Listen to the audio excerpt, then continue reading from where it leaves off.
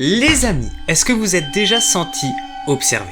Salut à tous les amis, c'est Values et on se retrouve pour une nouvelle vidéo. Aujourd'hui ça me fait un petit peu marrer parce que j'ai discuté avec pas mal d'entre vous dans les commentaires dernièrement et il y en a beaucoup qui demandaient si c'était possible de faire 3 histoires et j'ai expliqué pourquoi j'en faisais que 2. Enfin bref, ça me fait un peu rigoler, c'est pas contre vous, mais aujourd'hui il y aura qu'une seule histoire parce qu'il me semble qu'elle est très longue. Je dis bien il me semble parce que je viens de la résumer sur mon Word et elle est vraiment très longue. Donc désolé d'avance si votre soif de thread ne sera pas étanchée avec une seule histoire, mais il faudra attendre la semaine prochaine. Sinon tu peux regarder les anciennes vidéos, hein, évidemment. Sinon on vient de passer les 4000 abonnés, alors merci beaucoup les amis, ça avance vachement vite grâce à vous. Et comme d'habitude je compte sur vous pour mettre le petit pouce bleu et vous abonner si c'est pas déjà fait, ainsi que me suivre sur les réseaux sociaux.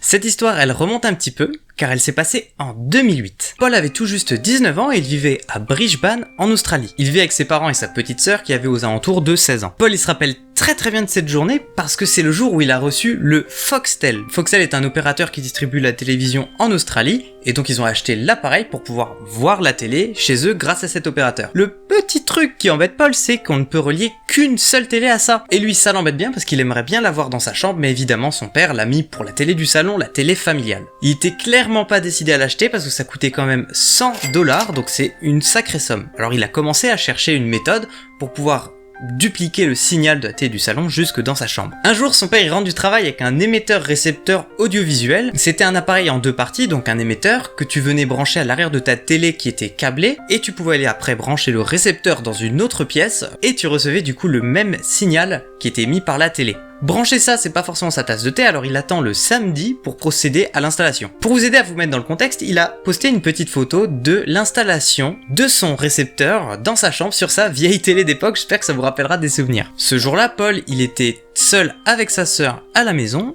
et donc il décide d'installer son appareil. Il n'arrête pas de taper des allers-retours entre sa chambre et le salon parce qu'il n'arrive pas à capter un signal et il comprend vraiment pas comment ça marche. Il n'arrête pas de changer de canal jusqu'au moment où il reçoit enfin une image sur sa télé. Il est vachement content, mais d'un autre côté, c'est très brouillé, donc il n'arrive pas à discerner exactement ce que c'est, donc il va dans le salon pour voir la télé en clair. Il arrive dans le salon, et en arrivant, il ne comprend pas du tout ce qui se passe. En effet, le Foxtel n'était pas allumé. Donc là, Paul, il se demande pourquoi est-ce qu'il reçoit un signal alors que le Foxtel qui est censé être relié à l'émetteur n'est pas allumé. Il devrait rien y avoir. Il retourne dans sa chambre, et l'image est devenue plus claire. Voilà ce qu'il voit. Encore une fois, c'est une photo que Paul a partagée sur le thread. À ce moment-là, Paul, il flippe complètement et il va chercher sa sœur pour qu'elle voie et qu'elle atteste qu'il n'est pas fou. Sa sœur arrive et elle est tout aussi dépitée que lui, une fois qu'il lui explique la situation. De toute évidence, le récepteur recevait un signal, mais qui venait d'autre part. Donc peut-être d'une caméra avoisinant, mais d'où est-ce qu'elle pouvait venir? C'était là la question principale. Réponse qu'ils ont fini par avoir, mais en attendant, ses parents rentrent du travail. Son père qui s'y connaît un peu plus est formel, c'est forcément quelqu'un du voisinage qui émet ce signal, car ça n'a vraiment pas une portée énorme, donc ça doit forcément être à côté. C'est seulement aux alentours de 18h que Paul et sa famille, oui, sont restés devant très longtemps, un homme entre dans la pièce. Et le père de Paul le reconnaît, c'est effectivement le voisin qui habite à quelques maisons de là, dans la même rue. Alors les parents de Paul s'imaginent tout de suite que ça doit être une caméra que soit le mari, soit la femme ont posée, car ils avaient peut-être des doutes sur la fidélité de l'autre. Paul et sa sœur sont un petit peu plus creepy, car récemment ils ont regardé Saw 2, film que je vous conseille pas, et ils se disent que c'est un tueur qui a dû rentrer dans la maison des voisins pour filmer sa scène d'assassinat avant de la poster sur les réseaux. Ils s'imaginaient déjà allumer un jour cette caméra et de voir un visage d'un homme avec un masque de clown, portant un couteau et essayant d'assassiner ses voisins. Très joyeux tout ça, Paul.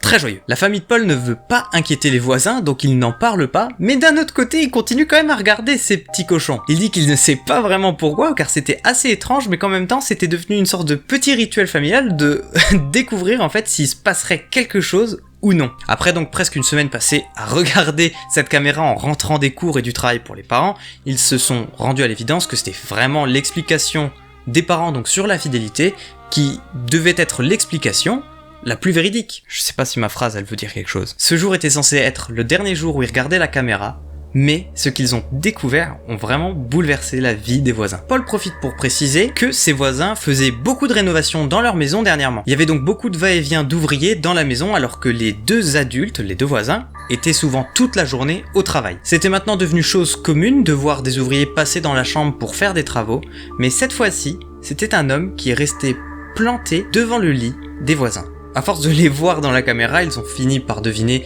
qui était qui, et il s'agissait donc du plombier. Il a commencé par ouvrir les tiroirs, et tout d'un coup, à sortir les sous-vêtements de la voisine. La mère de Paul était totalement choquée, mais ce qui l'a encore plus choqué, c'est lorsque le plombier a commencé à les renifler. Il a fait ça pendant presque 1 minute.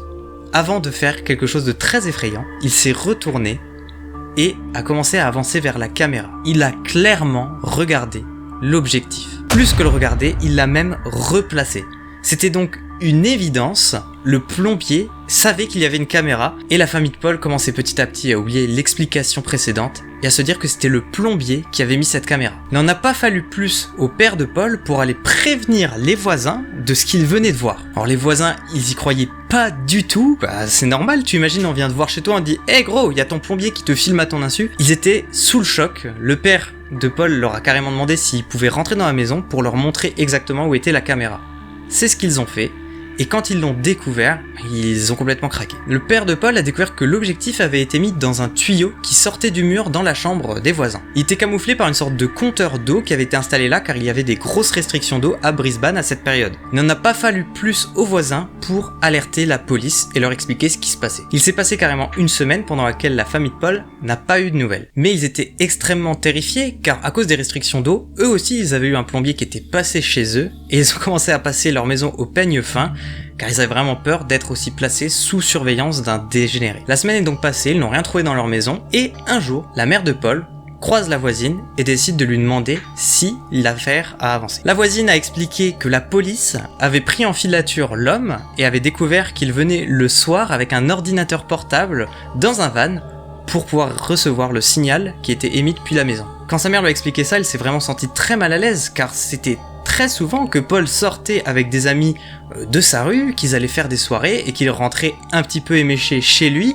et qu'il passait devant ce fan qu'il avait lui-même remarqué mais qui se disait qu'il appartenait à un voisin. Encore est-il qu'aujourd'hui, Paul, maintenant, à chaque fois qu'il a des techniciens chez lui pour des travaux, il surveille absolument tout ce qu'ils font, quitte à poser des jours de congé à son travail pour être sûr qu'il ne fasse pas la même chose qu'il a vécu étant jeune.